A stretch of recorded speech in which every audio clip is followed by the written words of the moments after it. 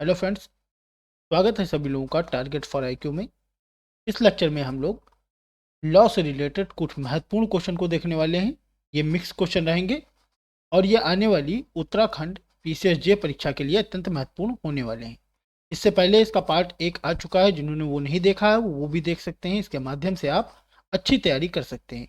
यहाँ पे उन क्वेश्चन को जो विस्तृत स्वरूप में है उनको भी डिस्कस किया जाता है। तो चलिए स्टार्ट करते हैं आज के सेशन को।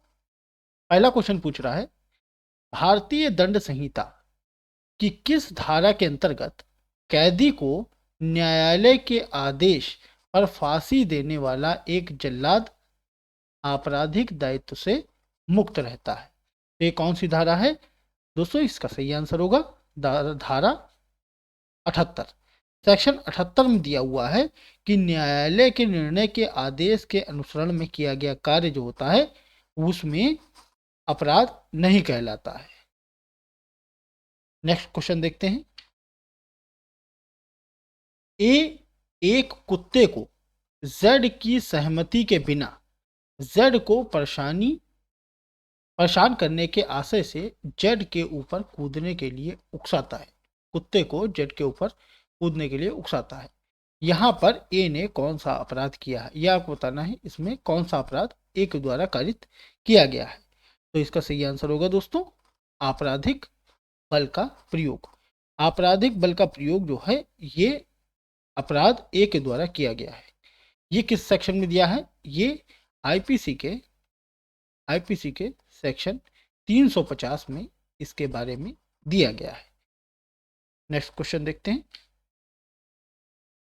ए सी की हत्या करने के लिए बी को उकसाता है, जो ऐसा करने से मना कर देता है।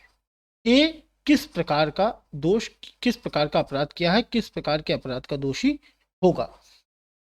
तो देखिए इसका सही आंसर क्या होगा? हत्या करने का दुष्प्रेरण। ए ने हत्या करने का दुष्प्रेरण इस प्रकार का अपराध किया है।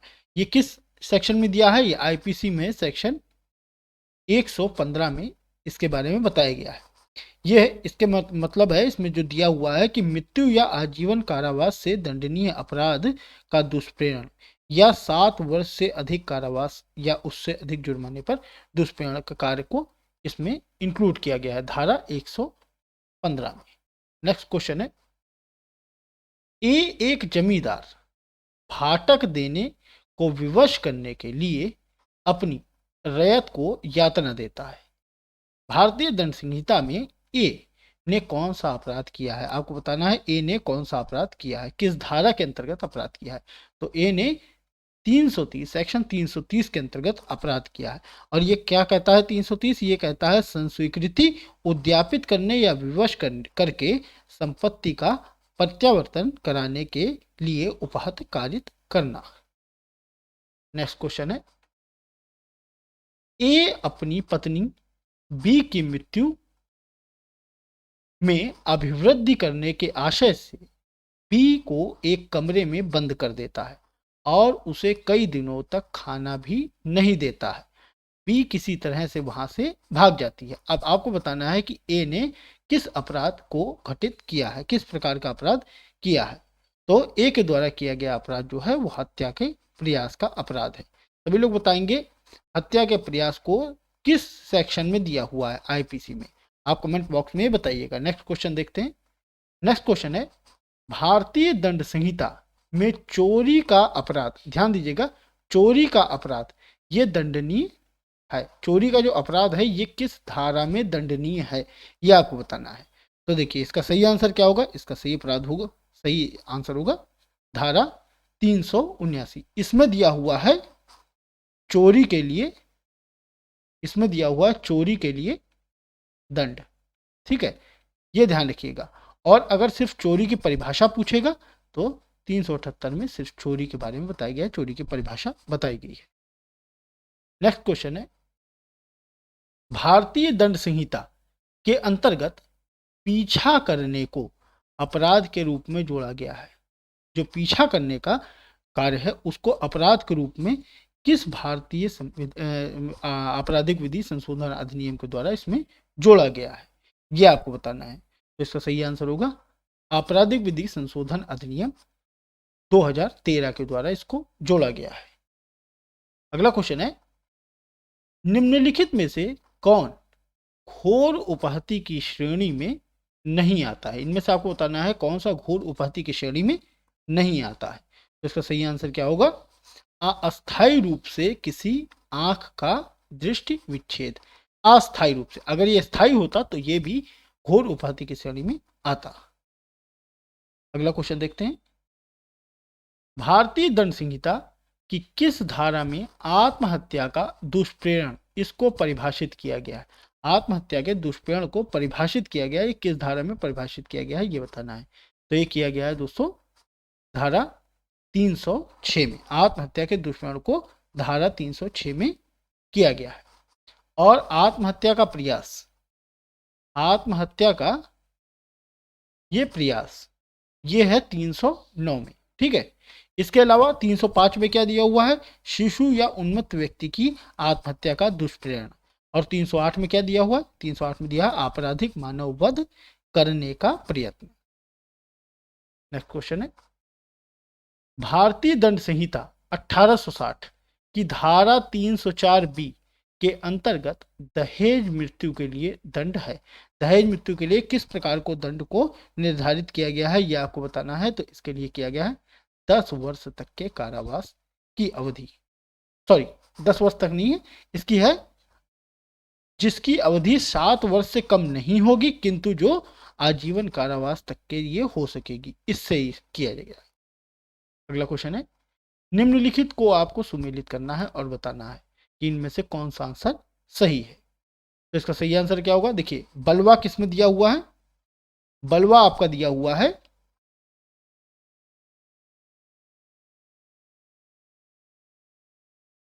2 में। दंगा दिया हुआ है 146 में, बलवा दिया हुआ है। दंगा आपका किसमें दिया हुआ है? दंगा दिया हुआ है आपका 159 में।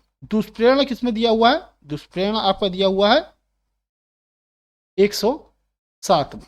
और अपराध करने का प्रयत्न ये दिया हुआ है 511 में। तो इसका सही आंसर क्या होगा? इसका सही आंसर है ऑप्शन सी, इसका बिल्कुल सही है। नेक्स्ट क्वेश्चन है, भारतीय दंड संहिता 1860 में आपराधिक षड्यंत्र परिभाषित है।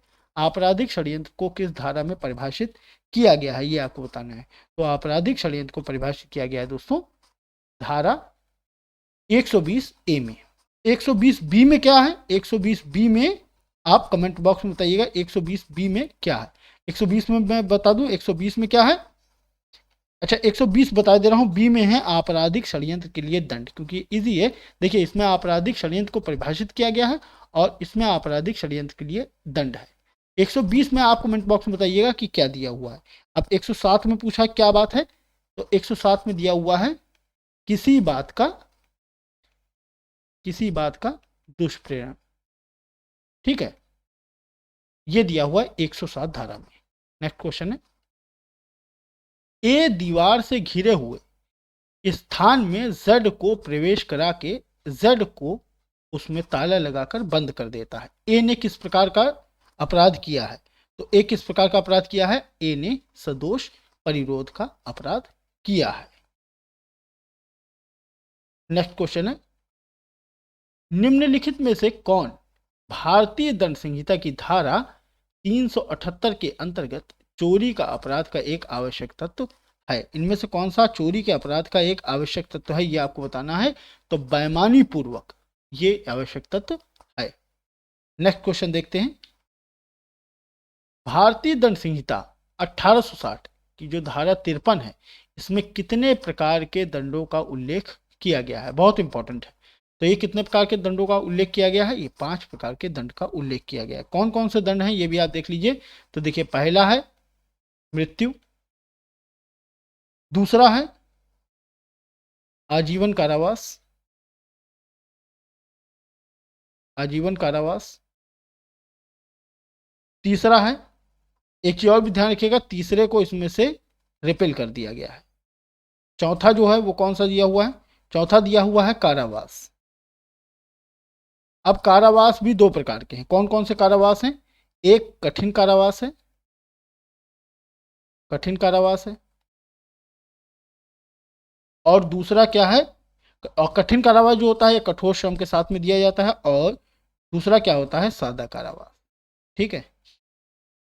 पांचवा क्या है, पांचवा दिया हुआ है संपत्ति का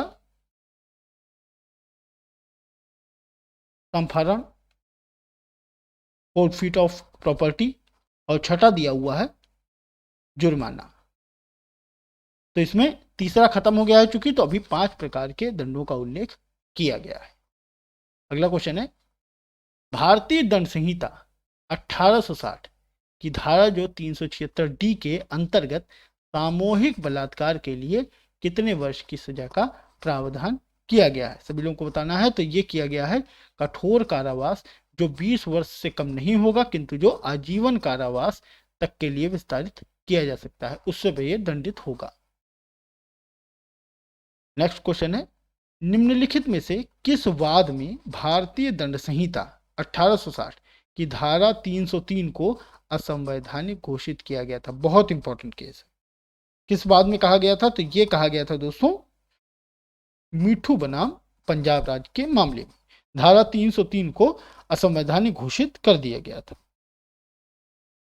अगला क्वेश्चन है, बी को जो एक लोक सेवक है ए रिश्वत की प्रस्थापना करता है, बी उस रिश्वत को प्रतिग्रहित करने से इनकार कर देता है, मतलब वो उसको रिश्वत देता है मगर बी उसको रिश्वत को लेता नहीं है।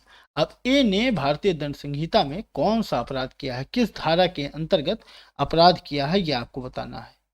तो देखिए ए ने किस प्रकार का अपराध किया है, ए ने 116 धारा 116 के अंतर्गत अपराध किया है। अब 116 के जो अपराध है ये कारावास से दंडनीय अपराध का दुष्प्रेरण, इसमें जो दिया हुआ फैक्ट कि कारावास से दंडनीय अपराध का दुष्प्रेरण यदि अपराध न किया गया हो, उसके बारे में 116 में बताया गया है। नेक्स्ट क्वेश्चन है, भारतीय दंड संहिता में अभित्याजक को संश्रय देना उपबंधित है, किस धारा के अंतर्गत ये उपबंधित किया गया है, यह आपको बताना है। तो ये देखिए, ये इसका सही आंसर क्या होगा दोस्तों, इसका सही आंसर होगा धारा 136 में इसका प्रावधान किया गया है। अगला क्वेश्चन है, ए एक बक्से में जो जड का है इस आशय से आभूषण रखता है कि वे उस बक्से में पाए जाएं, और इस परिस्थिति में जड चोरी के लिए दोष सिद्ध ठहराया जाए। ए ने अपराध किया है, किस प्रकार का अपराध ए के द्वारा किया गया है यह आपको बताना है। तो ए ने किस प्रकार का अपराध किया है, ए ने अपराध किया है मिथ्या साक्ष्य गढ़ने का। और मिथ्या साक्ष्य गढ़ने का ये जो अपराध किया है भारतीय दंड संहिता की किस धारा में दिया हुआ है, ये सेक्शन 192 में इसका प्रावधान किया गया है। ये इलास्ट्रेशन भी है, ये वाला इलास्ट्रेशन भी दिया हुआ है 192 में। अगला है, भारतीय दंड संहिता में उपेक्षापूर्ण कार्य जिससे जीवन के लिए संकटपूर्ण रोग का संक्रमण फैलना संभाव्य हो उपबंधित है, किस धारा के अंतर्गत ये उपबंधित किया गया है यह आपको बताना है। तो ये किया गया है धारा 269 में इसका प्रावधान किया गया है। अगला क्वेश्चन है, भारतीय दंड संहिता में जीवन शब्द इसको परिभाषित किया गया है, किस धारा में जीवन शब्द को परिभाषित किया गया है। तो ये किया गया है धारा 45 में जीवन शब्द को परिभाषित किया गया है। 44 में क्या किया गया है, 44 में क्षति शब्द को परिभाषित किया गया है। 48 में क्या किया गया है, 48 में जलियान शब्द को परिभाषित किया गया है। और 50 में धारा शब्द को परिभाषित किया गया है। ठीक है, ध्यान रखिएगा। नेक्स्ट क्वेश्चन है, भारतीय दंड संहिता की धारा 41 किसकी परिभाषा को उपबंधित करती है, किसकी परिभाषा को उपबंधित करती है धारा 41, ये आपको बताना है। तो धारा 41 विशेष विधि को परिभाषित करती है। स्थानीय जो विधि दी हुई है ये धारा 42 में दी हुई है। क्षति मैंने अभी आपको बताया था, क्षति किस में दी हुई है, क्षति दी हुई है सेक्शन 44 में। सभी लोग बताएंगे संश्रय किस सेक्शन में दिया हुआ है आईपीसी में, कमेंट बॉक्स में बताइएगा। नेक्स्ट क्वेश्चन है, ए बी को उकसाता है कि वह जेड की हत्या करने के लिए सी को उकसावे, बी तदनुसार सी को जेड की हत्या के लिए उकसाता है और तत्पश्चात सी ऐसे उकसाने के कारण उसकी हत्या कर देता है। अब हत्या का अपराध के लिए कौन दोषी होगा, यह आपको बताना है कि कौन हत्या के अपराध के लिए इनमें से दोषी होगा। तो इसका सही आंसर है ए, बी और सी, तीनों ही हत्या के अपराध के लिए दोषी होंगे। अगला है भारतीय दंड संहिता की धारा 22 में उपबंध है। धारा 22 में किस का उपबंध किया गया है, यह आपको बताना है। तो धारा 22 में उपबंध किया गया है जंगम संपत्ति का। नेक्स्ट क्वेश्चन है, भारतीय दंड संहिता में न्यायालय शब्द को परिभाषित किया गया है। न्यायालय शब्द को किस में परिभाषित किया गया है, तो न्यायालय शब्द को परिभाषित किया गया है धारा 20 में। अगला क्वेश्चन है, ए ऐसे नगों को जिनको वह जानता है कि वे हीरे नहीं हैं, हीरों के रूप में गिरवी रखकर जड से शासय प्रवंचना करता है और तदनुसार धन उधार देने के लिए जेड को बेईमानी से उत्प्रेरित करता है। भारतीय दंड संहिता के अंतर्गत ए ने कौन सा अपराध किया है? ए ने निम्नलिखित में से कौन सा अपराध किया है, ये आपको बताना है। तो ए ने छल का अपराध किया है। छल किस धारा में दिया हुआ है? छल दिया हुआ है सेक्शन 415 में। ये चीटिंग, छल मतलब चीटिंग।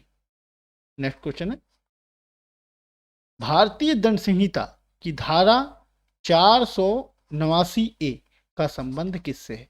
किससे संबंध है 489 ए का धारा का? तो इसका सही आंसर होगा करेंसी नोटों या बैंक नोटों का कूटकरण, इससे संबंधित है। नेक्स्ट क्वेश्चन देखते हैं,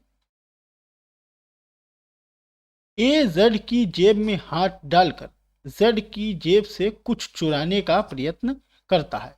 जेड की जेब में कुछ न होने के परिणाम स्वरूप ए अपने इस प्रयत्न में असफल रहता है। ए किस प्रकार का अपराध किया है या किस प्रकार के अपराध का ए दोषी होगा? तो इसका सही आंसर होगा चोरी के प्रयत्न का दोषी होगा ए। नेक्स्ट क्वेश्चन है, सिविल प्रक्रिया संहिता यानी सीपीसी में प्रतिनिधिवाद वर्णित है। प्रतिनिधिवाद वर्णित है किस आदेश नियम के अंतर्गत प्रतिनिधिवाद को वर्णन किया गया है? तो ये किया गया है आदेश 1 नियम 8 के अंतर्गत प्रतिनिधिवाद को वर्णित किया गया है। अगला क्वेश्चन है, सीपीसी यानी सिविल प्रक्रिया संहिता के अंतर्गत मुजरा करने का नियम वर्णित है। मुजरा करने का नियम किस किस आदेश नियम में वर्णित है, यह आपको बताना है। तो ये वर्णित है आदेश 8 नियम 6 में। इनको आप वैसे ही याद कर लीजिएगा क्योंकि ये बहुत इंपॉर्टेंट है, कई बार रिपीटेडली पूछे गए। अगला है, अभिवचन से क्या तात्पर्य है? अभिवचन से क्या तात्पर्य? सीपीसी में अभिवचन से क्या तात्पर्य होता है, यह आपको बताना है। तो अभिवचन से तात्पर्य होता है वाद पत्र और लिखित कथन, दोनों ही अभिवचन के क्राइटेरिया में आते हैं। इसका सही आंसर होगा ऑप्शन ए 1 और 2। सिविल प्रक्रिया संहिता के अंतर्गत, सिविल प्रक्रिया संहिता के अंतर्गत एक पक्षीय आज्ञप्ति को रद्द करने के लिए प्रतिवादी आवेदन कर सकता है। प्रतिवादी कहाँ आवेदन कर सकता है, ये आपको बताना है। तो ये आदेश 9 नियम 13 के अंतर्गत ये आवेदन प्रतिवादी कर सकता है एक पक्षीय आज्ञप्ति को रद्द करने का। अगला है, रेस ज्यूडिकाटा यानी पूर्ण न्याय का सिद्धांत, इसको रोकता है। रेस ज्यूडिकाटा किस चीज को रोकता है, आपको ये बताना है। तो रेस ज्यूडिकाटा वाद को दायर करने से रोकता है। रेस ज्यूडिकाटा क्या होता है, सभी लोग कमेंट बॉक्स में बताइएगा। और एक चीज और आपको बता दूं, आर्टिकल 20 सब क्लॉज 2 में कॉन्स्टिट्यूशन में भी रेस ज्यूडिकाटा को दिया हुआ है। अगला है, निम्नलिखित में से सिविल प्रक्रिया संहिता की किस धारा में न्यायाधीश शब्द को परिभाषित किया गया है? न्यायाधीश शब्द को किस में परिभाषित किया गया है? तो न्यायाधीश शब्द को परिभाषित किया गया है दोस्तों धारा 2 के क्लॉज 8 में। भारतीय दंड संहिता के अंतर्गत बैंक का पर दिया गया चेक क्या है? मतलब चेक बाउंस होता है, वो क्या किस प्रकार का रहेगा? तो ये अभिलेख के क्राइटेरिया में आता है, ठीक है, बाउंस चेक। अगला है, सिविल प्रक्रिया संहिता के अंतर्गत न्यायालय कमीशन जारी कर सकता है। न्यायालय कमीशन जारी कर सकता है किसको, आपको ये बताना है। तो ये किसी व्यक्ति के परीक्षण हेतु भी कमीशन जारी किया जा सकता है, स्थानीय अन्वेषण के लिए भी जारी किया जा सकता है और बंटवारा करने के लिए भी किया जा सकता है। तो इसका सही आंसर होगा ऑप्शन डी, इन सभी के लिए न्यायालय सिविल प्रक्रिया संहिता के तहत कमीशन जारी कर सकता है। नेक्स्ट क्वेश्चन है, सिविल प्रक्रिया संहिता के अंतर्गत गार्निशी का अर्थ है, गार्निशी का क्या अर्थ होता है ये आपको बताना है। इंपॉर्टेंट क्वेश्चन है ये भी। इसका मतलब होता है निर्णीत ऋणी का ऋण, निर्णीत ऋणी का ऋण, इसको कहते हैं गार्निशी। अगला क्वेश्चन है, सिविल प्रक्रिया संहिता में रिसीवर यानी प्रापक जो होता है इसकी नियुक्ति बताई गई है। प्रापक की नियुक्ति किसमें बताई गई है, रिसीवर की नियुक्ति किसमें बताई गई है, ये आपको बताना है। तो ये बताई गई है बी 40 में बताई गई है, आदेश 40 में बताई गई है। और एल का मतलब ऐसे भी आप समझ लीजिए, एल का मीन्स होता है 50। अगर एक्स पहले लगता है तो इसका मतलब होता है 40, और अगर एक्स बाद में लगता है तो इसका मतलब होता है 60। ठीक है, तो कोई जानने में थोड़ी आसानी होगी, हालांकि इससे इसका कोई खास मतलब नहीं है। नेक्स्ट देख लेते हैं, प्रतिवादियों को प्रतिस्थापित समन तामील करने का उपबंध किसके अंतर्गत दिया गया है। तो ये दिया गया है दोस्तों आदेश 5 नियम 20 सीपीसी यानी सिविल प्रक्रिया संहिता में इसका प्रावधान दिया गया है। अगला देखते हैं, निम्नलिखित में से कौन साम्य के सिद्धांत पर आधारित है। साम्य के सिद्धांत पे निम्नलिखित में से कौन आधारित है, तो इसका सही आंसर होगा विबंध। विबंध जो है ये साम्य के सिद्धांत पे आधारित है। सीपीसी में विबंध किस में दिया हुआ है, सीपीसी में सेक्शन 11 में विबंध का प्रावधान दिया गया है। और अगर आप सीआरपीसी देखोगे तो सीआरपीसी में सेक्शन 100 में दिया हुआ है। अगर एविडेंस की बात करेंगे तो एविडेंस में किस में दिया हुआ है, 116 और 117 में विबंध के बारे में दिया हुआ है। ये कौन सा चैप्टर है, इससे भी कई बार क्वेश्चन पूछा जा चुका है, चैप्टर 8 में दिया हुआ है एविडेंस में। नेक्स्ट क्वेश्चन है, पूर्व न्याय का सिद्धांत क्या है। पूर्व न्याय का सिद्धांत जो है वो आपको बताना है क्या होता है। पूर्व न्याय का सिद्धांत जो है ये आदेशात्मक होता है, इसकी प्रकृति आदेशात्मक होती है। डिक्री का निष्पादन किसके द्वारा कराया जाता है। डिक्री का निष्पादन जो होता है ये दोस्तों किसके द्वारा किया जाता है, तो डिक्री पारित करने वाले न्यायालय द्वारा या उस न्यायालय द्वारा जिसे यह अंतरित किया गया है उसके द्वारा इसका पालन कराया जाता है। एक डिक्री हो सकती है, जो डिक्री होती है ये किस प्रकार की हो सकती है, इसका नेचर क्या होगा, तो देखिए डिक्री आरंभिक भी हो सकती है, अंतिम भी हो सकती है, अंशतः प्रारंभिक और अंशतः अंतिम भी हो सकती है। इसका सही आंसर होगा यह सभी नेचर की डिक्री हो सकती है।